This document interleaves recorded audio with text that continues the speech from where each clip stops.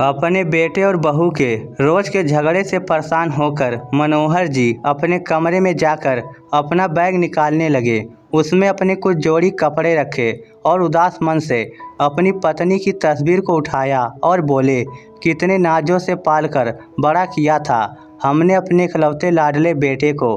कहते ही वह रो पड़े, परंतु फिर सोचने लगे कि नहीं, ये कमज़ोर पड़ने का वक्त नहीं है। उन्होंने अपनी आंखों से आंसू पोंछते हुए अपनी पत्नी की तस्वीर को अपने बैग में रखा और अपने एक दोस्त को फ़ोन किया जो वृद्धाश्रम में रहते थे। भरे गले से उन्हें बताया कि अब वह भी वृद्धाश्रम में ही रहना चाहते हैं। इतनी बात सुनते ही उनका दोस्त दीनानाथ स्तब्ध रह गया। उसके पास कुछ पूछने के लिए कोई शब्द ही नहीं बचे। मनोहर जी ने केवल इतना ही कहा कि मैं रोज रोज की कलह से परेशान आ गया हूँ और 1 घंटे में तुम्हारे पास पहुँच रहा हूँ। जिस समय वह अपना घर छोड़कर अपना बैग लेकर निकलने लगे तो उन्होंने देखा कि उनके बेटा बहू अपने कमरे में बैठकर चाय और नाश्ता का आनंद ले रहे थे, परंतु दोनों में से किसी ने नहीं पूछा कि आप यह सामान लेकर कहाँ जा रहे हैं और ना ही किसी ने उन्हें रोकने की कोशिश की। रोज रोज के अपमान और जिल्लत भरी जिंदगी से परेशान मनोहर जी वृद्धाश्रम पहुंच गए। थोड़े ही समय में उनके वृद्धाश्रम में बहुत से मित्र बन गए। वह सबके साथ हाल चाल बांटते, बातें करते, रोज सुबह से एक्सरसाइज भी करते। धीरे धीरे मनोहर जी को आश्रम में ही अच्छा महसूस होने लगा।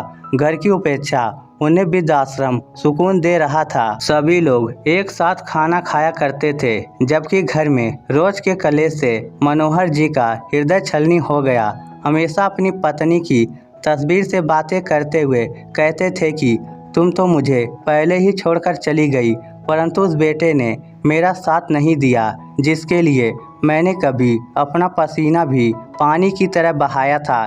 एक दिन मनोहर जी वृद्धाश्रम के प्रांगण में टहल रहे थे, तभी वृद्धाश्रम के बाहर एक कार आकर रुकी। वृद्धाश्रम के सभी लोग उस कार की ओर देखने लगे और सोचने लगे कि आज फिर कोई अभागा बुजुर्ग इस वृद्धाश्रम में आया है जिसने ना जाने कितने जतन से अपने बच्चों को पाल पोस कर पढ़ा लिखा कर बड़ा किया होगा। आज फिर ऐसा कोई आंखों में आंसू लिए इस प्रांगण में प्रवेश करेगा। कार से एक नौजवान लड़का उतरा और उसके बाद एक औरत जो शायद उसकी माँ थी, माँ का हाथ पकड़कर बाहर निकलने लगा। उस औरत की उम्र लगभग 65 वर्ष के करीब रही होगी। सर पर पल्लू होने के कारण उसका चेहरा सही ढंग से नजर नहीं आ रहा था। थोड़ी ही देर में कार से करीब 30 से 35 वर्ष की एक अन्य महिला उतरी, जिसके हाथ में एक बैग था। उस महिला ने वह बैग उस बुजुर्ग औरत के हाथ में थमाया और उनसे कुछ बात कहने लगी। वह बुजुर्ग औरत चुपचाप उस महिला की बात सुन रही थी। फिर वापस वह दोनों कार में बैठकर चले गए और बुजुर्ग महिला वृद्धाश्रम के बाहर कुछ देर तक वैसे ही खड़ी रही। फिर भारी मन से अपने आंसू पोंछते हुए वृद्धाश्रम में आ गई। मनोहर जी की ओर देखते ही अपने सिर के पल्लू से अपने चेहरे को छुपाने लगी और फिर बिना कुछ कहे महिला विभाग की तरफ चली गई। तभी मनोहर जी के साथ खड़े एक बुजुर्ग ने कहा, आज फिर से एक माँ की ममता तार तार हो गई। फिर से एक माँ के सपनों को चकनाचूर कर दिया गया। मनोहर जी बार बार इस महिला के चेहरे की ओर देखे जा रहे थे। उन्हें लगा कि जैसे वह उस महिला को जानते हैं, लेकिन वह पूरी तरह समझ नहीं पाए कि वह महिला कौन है। अक्सर मनोहर जी देखते कि वह महिला अपने पल्लू से अपना आधे से ज़्यादा चेहरा छुपा कर रखती थी। लेकिन एक दिन जब वह महिला बागवानी के काम में लगी हुई थी तो मनोहर जी इस समय टहलने के लिए निकले। बागवानी करते करते उस महिला के सिर से पल्लू उतर गया। मनोहर जी को उस महिला का चेहरा देखते ही पैरों तले जमीन खिसक गई। न जाने कितने सवालों ने उनके दिमाग को घेर लिया। उसी समय उनका एक मित्र भी उनके पास आया और बोला, खाना खाने का समय हो गया है, तुम कहाँ घूम रहे हो और इतने गुमसुम क्यों हो? सभी लोग नाश्ते की मेज पर मौजूद थे, लेकिन तुम नहीं थे, इसलिए मैं तुम्हें बुलाने आ गया। क्या बात है, कोई परेशानी है? अरे नहीं, कुछ भी तो नहीं। थोड़ा टहलने के लिए बाहर निकल आया था। बस मैं आ ही रहा था। खाने के कमरे में बैठने के बाद मनोहर जी की नज़रें बार बार जानकी देवी को ढूंढ रही थी। वह उनसे पूछना चाहते थे कि आखिर ऐसा क्या हुआ कि उन्हें यहाँ आने की नौबत आ गई। उनका तो भरा पूरा परिवार था और हमेशा कहती थी कि वह अपने बेटे बहू के साथ बहुत खुश हैं। फिर आज ऐसा क्या हो गया? मनोहर जी उधर ही किसी व्यक्ति से पूछते हैं कि 2 दिन पहले जो एक महिला वृद्धाश्रम में आई थी वह आज खाना खाने नहीं आई हैं। उन्होंने बताया कि वह माताजी आज बहुत दुखी हैं, इसलिए उन्होंने खाना खाने से मना कर दिया है।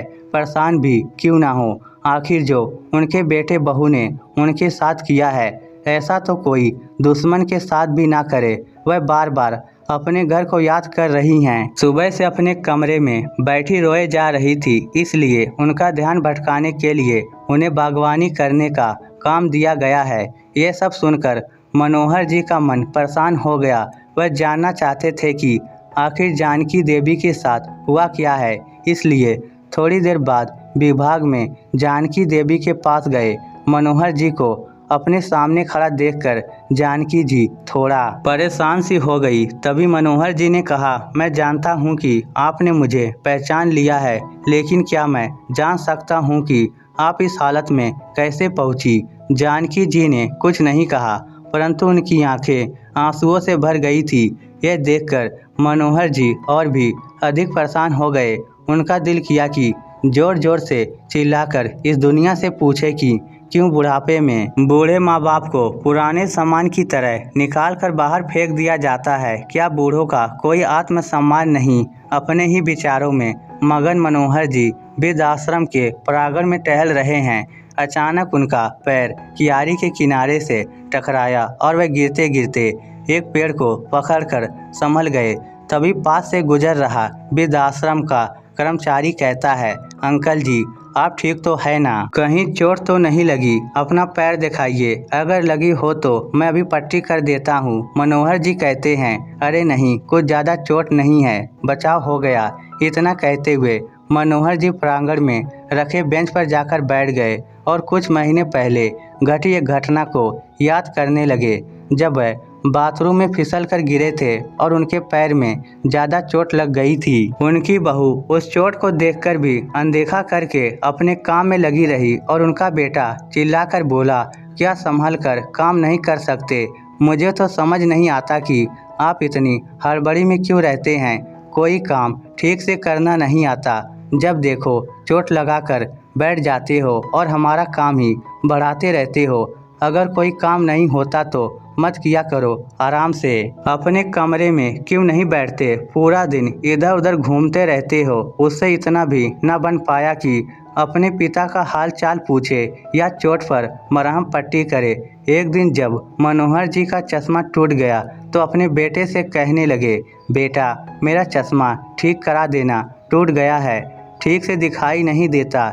इतनी बात सुनते ही बहू बीच में जोर से चिल्ला पड़ी कि बस चारपाई पर बैठे बैठे खर्चे बढ़ाते रहते हैं और कोई काम धंधा तो करते नहीं हैं। बच्चों की तरह हरकतें हो गई हैं आपकी। ना जाने ऐसा कितनी बार हुआ था जब मनोहर जी अपने बेटे बहू से अपमानित हो चुके थे। अपने अतीत में झांकते मनोहर जी अभी अपने विचारों में खोए हुए थे। तभी सामने से उनके बुजुर्ग मित्र दीनानाथ जी आते हुए दिखाई दिए। दीनानाथ जी के चेहरे पर मुस्कुराहट थी। उन्हें देखकर मनोहर जी बोले, क्या बात है दीनानाथ, आज तो बड़े ही खुश नजर आ रहे हो। दीनानाथ जी ने कहा, आज मेरे बेटे का जन्मदिन है। उसका फ़ोन आया था कि आज वह मुझसे मिलने आने वाला है, इसलिए मैं बहुत खुश हूँ। बहुत दिनों बाद आज उसका चेहरा देखने को मिलेगा। दीनानाथ जी की बात सुनकर मनोहर जी कुछ परेशान से हो गए और अपने मित्र को बोले, जिस बेटे ने तुम्हारी ये हालत कर दी, तुम्हें वृद्धाश्रम में छोड़कर चला गया, साल में केवल कुछ देर के लिए तुमसे मिलने के लिए आएगा। तुम इस बेटे के लिए खुश हो रहे हो? तभी दीनानाथ जी बोले, मैं तो इसी से खुश हूँ कि कम से कम मेरा बेटा मुझसे मिलने तो आ रहा है। मेरे लिए यही बहुत बड़ी बात है।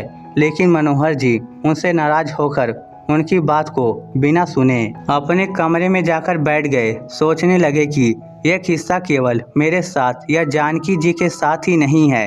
वृद्धाश्रम में रहने वाले हर एक बुजुर्ग की कोई न कोई कहानी है और सभी की ज़िंदगी में वृद्धाश्रम में रहने के पीछे कोई न कोई वजह ज़रूर है। बिना किसी वजह के अपनी मर्जी से कोई वृद्धाश्रम नहीं आता। जब तक कि एक व्यक्ति अंदर तक भर नहीं जाता तब तक वह यहाँ आने के लिए मजबूर नहीं होता। लेकिन देखो, सभी बूढ़े लोग अपनी उन कड़वी यादों को भूलकर अपनी ज़िंदगी को यहाँ बिताने को मजबूर हैं। कुछ लोग समय के हिसाब से स्वयं को ढाल लेते हैं और खुश रहने की कोशिश करते हैं, जबकि कुछ लोग मेरे जैसे हैं जो हमेशा ही अपने बच्चे को, अपने बेटे बहू को, अपने पोते पोती को याद करके आंखों से आंसू बहते रहते हैं। बार बार अपने घर परिवार को याद करते हैं। मन में अपने घर के लिए लगाव भी है, लेकिन उसी घर में रहने वाले बेटे बहू के दिए हुए घाव भी हैं। मनोहर जी को कविता लिखने का बहुत शौक था, इसलिए अपना दिल बहलाने के लिए वह कुछ देर के लिए कविता लिखने बैठ जाते थे। एक दिन जब वह एक कागज पर अपने विचारों को कविता का रूप दे रहे थे तो उस पर अपने हालात बयान करते करते उनकी आंखें आंसुओं से डबडबा गई। उसी समय वृद्धाश्रम का संचालक उनके पास आया और उन्हें आवाज़ लगाई। मनोहर जी इस समय ठिठक कर बैठ गए और कागजों को मोड़कर अपनी जेब में रख लिया और अपने आंसू छुपाते हुए बोले, जी बोलिए मनोहर जी, आपका बेटा और बहू आपसे मिलने आए हैं, साथ में आपका पोता भी है। यह बात सुनकर मनोहर जी हैरान हो गए, साथ में उनके चेहरे पर नफरत के भाव भी आ गए। सोचने लगे कि आज मेरे बेटे को मेरी याद कैसे आ गई। जब ऑफिस में गए तो इस समय उनका 5 वर्ष का पोता गोलू उन्हें देखते ही दादू दादू बोलते हुए झट से उनकी ओर दौड़ा और उनकी टांगों से चिपक गया। मनोहर जी की आंखों से आंसू झलक पड़े। अब तक वह मन मार कर वृद्धाश्रम में जैसे तैसे जी रहे थे, लेकिन अपने पोते को देखते ही उनका दिल कमजोर पड़ने लगा। परंतु फिर अचानक दिमाग में विचार आया कि यह वक्त मजबूती से अपने निर्णय पर टिके रहने का है। ऐसा सोचते हुए गुस्से से अपने बेटे को देखते हुए बोले, तुम यहाँ क्या करने आए हो? चले जाओ यहाँ से, मुझे किसी से मिलने की कोई ज़रूरत नहीं है। मैं यहाँ बहुत खुश हूँ और अपनी ज़िंदगी बड़ी आराम से काट रहा हूँ। कम से कम यहाँ पर मेरे साथ हंसने बोलने वाला तो कोई है, वह पिताजी। दरअसल बात यह है कि आज गोलू का जन्मदिन है और हमने घर पर पार्टी रखी है। गोलू की ख्वाहिश है कि आप भी उसके जन्मदिन पर उपस्थित रहे। यदि आप आएंगे तो आपके पोते को भी अच्छा लगेगा। तभी मनोहर जी बोले, देखो मैं वह घर छोड़ चुका हूँ और अब मैं वहाँ दोबारा नहीं जाना चाहता। इस समय उनका बेटा बोला, पिताजी आप घर चलिए, वहाँ आपके मित्र भी पार्टी पर आ रहे हैं। मैंने उन्हें भी बुलाया है। सभी आस पड़ोस वाले और रिश्तेदार भी आएंगे। सब लोग आएंगे, आपके बारे में पूछेंगे तो हम क्या कहेंगे? तभी मनोहर जी बोले, अच्छा तो आज मुझे अपने बेटे के जन्मदिन के लिए बुलाने नहीं बल्कि अपनी इज्जत बचाने के लिए तुम बुलाने आए हो। सभी रिश्तेदार आएंगे तो पूछेंगे तुम्हारे पिताजी कहाँ हैं, तो तुम क्या जवाब दोगे?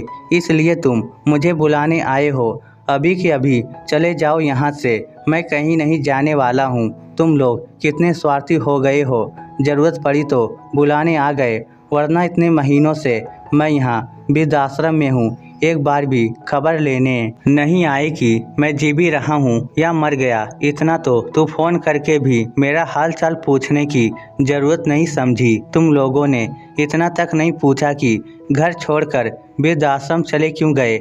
आज ज़रूरत पड़ी तो हाथ जोड़कर मुझे लेने आ गए हो। नहीं, अब से यही मेरा घर है, मैं कहीं नहीं जाऊँगा अपने घर को छोड़कर। ऐसा कहते हुए मनोहर जी अपने कमरे की ओर जाने लगे। तभी बेटा और बहू दोनों आपस में प्लान बनाया कि पिताजी ऐसे नहीं मानेंगे, कुछ तो करना पड़ेगा, तभी हम इन्हें अपने घर लेकर जा सकेंगे और रिश्तेदारों के ताने सुनने से बच सकेंगे। इसलिए दोनों रोनी सूरत लेकर मनोहर जी के पास आ गए और गिड़गिड़ाते हुए कहने लगे, पिताजी माफ़ कर दो, आपके पोते का जन्मदिन है, क्या आपको अपने पोते की खुशियों में शामिल होने का भी मन नहीं कर रहा? इतनी बात सुनकर मनोहर जी का दिल पिघलने लगा। तभी गोलू बोला, चलो ना दादू, बहुत मस्ती करेंगे। अपने पोते की बात सुनकर मनोहर जी खुद को रोक नहीं पा रहे थे, परंतु दोनों बेटा और बहू की करतूत की वजह से वह घर नहीं जाना चाहते थे। लेकिन गोलू ने कहा तो वह घर जाने के लिए तैयार हो गए। फिर बोले, लेकिन मेरी एक शर्त है, मैं घर पर चलूँगा और जैसे ही गोलू का जन्मदिन हो जाएगा उसके बाद मुझे वृद्धाश्रम वापस लौटना है और तुम लोग मुझे वृद्धाश्रम तक छोड़ने आओगे। बेटा बहू इस बात के लिए तैयार हो जाते हैं। गोलू का जन्मदिन बहुत धूमधाम से मनाया जाता है। सभी रिश्तेदार और आस पड़ोस के लोग बहुत अच्छे से मिलते जुलते हैं। मनोहर जी के पुराने मित्र भी आज उन्हें बहुत दिनों बाद मिले, परंतु मनोहर जी ने किसी से कुछ नहीं कहा और हंसते मुस्कुराते हुए पूरी पार्टी का आनंद उठाया। परंतु उनके मन में कुछ विचार चल रहे थे। वह सोच रहे थे कि कल अपने बेटा बहू को जो सरप्राइज मैं देने वाला हूँ उसकी तो उन्होंने कभी कल्पना भी की नहीं होगी। जब पार्टी खत्म हुई तो बहुत रात हो चुकी थी। उस समय मनोहर जी घर पर ही रुक गए। जब अपने कमरे में सोने के लिए गए तो अपनी पत्नी सुधा की यादों में खो गए। आप भी ना, 2 रोटियों से क्या पेट भरता है, एक रोटी तो और लीजिए, अभी गरम गरम सेक रही हूँ। एक रोटी और मेरे कहने पर खा लीजिए, आप खाते हैं तो मेरा तन को लगता है। अरे नहीं सुधा, मेरा पेट पूरा भर चुका है और कितना खिलाओगी? अपनी पत्नी को याद करते करते मनोहर जी सोचने लगे कि एक सुधा थी जो मुझे एक गिलास पानी भी खुद से उठाने नहीं देती थी, और एक उसकी बहू है जिसने मुझे एक एक रोटी के लिए तरसा दिया। छोटे से छोटा काम भी मुझ पर डाल देती थी। सब्जी लाने से लेकर घर की साफ सफाई तक का सारा काम मुझसे करवाती थी। मुझे वह काम करने में भी हर्ज नहीं था, परंतु सब करने के बाद भी अगर घर में इज्जत ना मिले तो ऐसी जिंदगी किस काम की? अपनी पत्नी की यादों में गुम पता नहीं कब उनकी आंख लग गई। सुबह जब सोकर उठे तो देखा बेटा और बहू दोनों तैयार खड़े थे। जैसे ही वह बाहर आए तो बहू रेखा बोली, चलिए पिताजी तैयार हो जाइए, आपको वापस वृद्धा आश्रम में छोड़ आते हैं। ऐसा कहते हुए रेखा के मन में विचार चल रहे थे कि कहीं पिताजी हमेशा के लिए यहीं रुकने का मन बना ले, इसलिए जल्द से जल्द उन्हें वृद्धाश्रम में छोड़ देना ही उचित होगा। मनोहर जी उन्हें देखकर हैरान थे और अपने बेटा बहू की मंशा को अच्छी तरह समझ रहे थे, इसलिए वह भी जल्दी से नहा धोकर तैयार हो जाते हैं। जैसे ही वृद्धाश्रम में जाने के लिए गाड़ी में बैठने लगते हैं, वह देखते हैं कि उनकी बहू रेखा के चेहरे पर एक संतुष्टि भरी मुस्कान थी। मन ही मन सोचने लगे कि चलो बेटा, आज तुम्हें जो सरप्राइज दूंगा उसके बाद से तो तुम वृद्धाश्रम का नाम लेना भी भूल जाओगे। मनोहर जी ऐसा सोचकर कार में बैठ जाते हैं।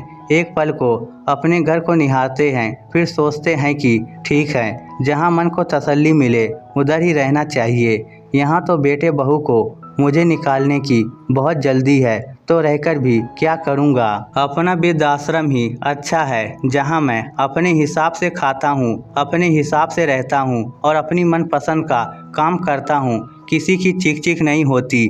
जैसे ही वृद्धाश्रम के सामने कार रुकी तो बेटे बहू कार से उतरकर बाहर खड़े हो गए। मनोहर जी भी कार से निकले और अंदर जाने लगे। जाते जाते रुक गए और पीछे मुड़कर अपने बेटे बहू को आवाज़ लगाई। वह दोनों अपनी कार में बैठने लगे थे, तभी मनोहर जी की आवाज़ सुनकर रुक गए। मनोहर जी ने फिर कहा, वापस मत जाओ, मुझे तुम्हें किसी से मिलाना है। उनके बेटा बहू उनके पीछे पीछे चल पड़े। वृद्धाश्रम के प्रांगण में पहुंचकर मनोहर जी वही काम करने वाले एक व्यक्ति से जानकी जी को बुलाने को कहते हैं। जानकी जी जैसे ही बाहर आई, वैसे ही मनोहर जी का बेटा उन्हें देखकर दंग रह जाता है और बहू रेखा को तो जैसे काटो तो खून नहीं, उसकी हैरानी का ठिकाना नहीं था। दौड़कर जानकी जी के गले लग गई और फूट फूट कर रोने लगी और बोली, माँ आप यहाँ क्या कर रही हो? आप यहाँ कब आए और आपने मुझे बताया भी नहीं? परंतु उसकी बातों का जानकी जी ने कोई जवाब नहीं दिया। फिर रेखा बोली, मुझे तो यही लगता था कि आप भाई भाभी के साथ बहुत अच्छे से रह रही हो। कल ही मेरी भाभी से बात हुई थी, उन्होंने भी नहीं बताया कि तुम वृद्धाश्रम में हो। मैं तुम्हारे बारे में भाभी से कितने दिनों से पूछ रही थी कि माँ से बात नहीं हो रही है, माँ कहाँ है, एक बार तो मेरी बात करवा दो। तो भाभी ने कह दिया कि तुम तीर्थ यात्रा पर गई हो, इसलिए मेरी तुमसे बात नहीं हो पाएगी। और मैंने भी मान लिया तुम तीर्थ यात्रा पर गई हो, लेकिन मुझे क्या पता था कि उस जालिम औरत ने तुम्हें वृद्धाश्रम में छोड़ दिया है। अपनी बेटी की बात सुनकर जानकी जी फूट फूट कर रोने लगी और बोली, बेटा तुम्हारे भाई भाभी झूठ बोल रहे थे। मुझे 1 महीना पहले ही वह वृद्धाश्रम में छोड़कर चले गए थे। लेकिन माँ, आप मुझे फ़ोन करके बता भी तो सकती थी, मैं तुरंत यहाँ पहुँच जाती। उन लोगों की हिम्मत कैसे हुई मेरी माँ के साथ ये सब करने की। इतना कहते हुए रेखा अपनी माँ से लिपट गई। मैं तुम्हें फ़ोन करके कैसे बता सकती थी। जिस दिन मैं वृद्धाश्रम में आई, मैंने तुम्हारे ससुर जी को यहाँ देखा। इसका मतलब तो यह हुआ कि तुम में और तुम्हारी भाभी में कोई फ़र्क ही नहीं है। फिर मैं तुम्हें फ़ोन करके तुम्हारे भाई भाभी की करतूत के बारे में क्या बताती। इतना कहते हुए जानकी जी ने उसे अपने से अलग कर दिया। तुम मेरी बेटी कहलाने के लायक ही नहीं हो, इसलिए मुझसे दूर रहो। यदि मेरे बेटे बहू ने मुझे घर से निकाला है, तो मेरी बेटी ने भी अपने ससुर को घर से निकाला है। तो कुल मिलाकर मेरी दोनों औलादें ही निकम्मी निकली। अब तो मुझे स्वयं को तुम्हारी माँ कहने पर भी शर्म आती है। एक ने अपनी माँ को घर से निकाल दिया और एक ने अपने ससुर को घर से निकाल दिया। अपनी माँ की बातें सुनकर रेखा का सिर शर्म से झुक गया। माँ, मुझे माफ़ कर दो, मैं बहुत शर्मिंदा हूँ। मुझसे बहुत बड़ी गलती हो गई है। मैंने कभी नहीं सोचा था कि जो मैं अपने सास ससुर के साथ कर रही हूँ, वह मेरे माँ बाप के साथ भी हो सकता है। तभी जानकी जी बोली, बेटा, वैसे तो तुम्हारी गलती माफ़ी करने के लायक नहीं है, फिर भी अगर माफ़ी मांगनी है तो मुझसे नहीं, अपने ससुर जी से मांगो। अपनी करतूतों पर शर्मिंदा हुई रेखा अपने ससुर जी की ओर मुड़ी और उनके पैरों में गिर गई। मुझे माफ़ कर दीजिए पिताजी। तभी रोहन ने भी माफ़ी मांगते हुए कहा, अब आप दोनों घर चलिए और हमें अपनी सेवा करने का मौका दीजिए। तो मनोहर जी और जानकी जी दोनों ने ही घर जाने को मना कर दिया और कहा कि हमें अब बहू बेटे या बेटी के पास नहीं रहना है, हम वृद्धाश्रम में रहकर ही सुखी हैं। दोनों ने लाख मनाने की कोशिश की, परंतु मनोहर जी और जानकी जी का एक ही जवाब था, एक बार धोखा खा चुके हैं। अब इस उम्र में हमारे शरीर में इतनी जान नहीं बची है कि बार बार अपने बच्चों द्वारा दिए गए धोखे झेल सके। इतना कहकर मनोहर जी और जानकी जी अपने अपने कमरे में चले गए। रेखा और रोहन दुखी मन से अपने घर वापस चले गए।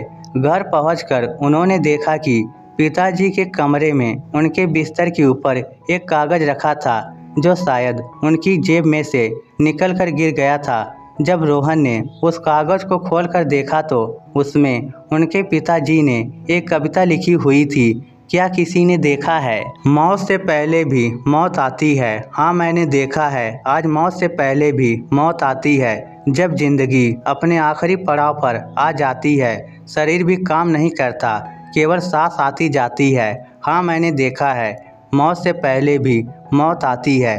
अपने पिता द्वारा लिखे इन शब्दों को देखकर रोहन के दिल पर न जाने कितने तीर एक साथ चुभने जैसा एहसास हुआ। और उधर रेखा अभी तक अपनी माँ की हालत को देखकर उस सदमे से उबर नहीं पाई थी, परंतु आज उन दोनों के पास पछताने के अलावा और कोई रास्ता नहीं था।